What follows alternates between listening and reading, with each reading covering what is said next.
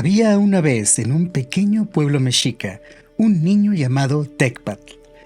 Desde temprana edad, Tecpatl tenía una conexión especial con la naturaleza. Pasaba largas horas observando el firmamento, escuchando los susurros del río y sintiendo la energía del sol en su piel.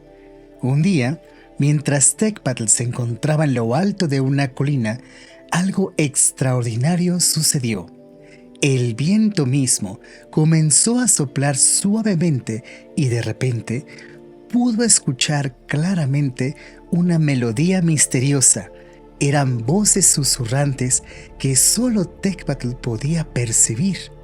Intrigado por esta nueva experiencia, Tecpatl siguió las voces del viento. Lo guiaron a través de un espeso bosque y finalmente llegó a un lugar oculto, un antiguo teocalli.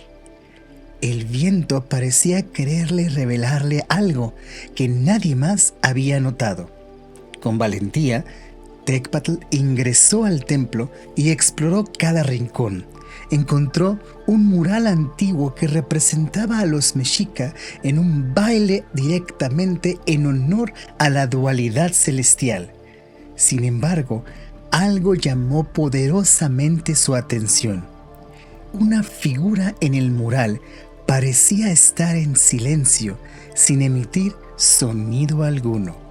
Intrigado, Tecpatl puso su mano sobre la figura y de repente las voces del viento se hicieron más fuertes y claras. Comprendió que aquel personaje silencioso era el mismo Ejecatl, la representación de lo que el viento carga.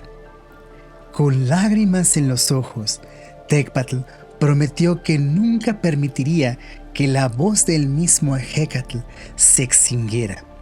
Compartió su descubrimiento con su comunidad y juntos comenzaron a honrar a Ejecatl en sus ceremonias y rituales, entendiendo que Ejecatl es aquello que el viento carga, toda la información que el viento tiene a un nivel celestial. La noticia se extendió rápidamente y las otras aldeas mexica también se unieron en la reverencia a este viento. Tecpatl se convirtió en un líder inspirador que recordaba a todos la importancia de escuchar y respetar la voz de la naturaleza.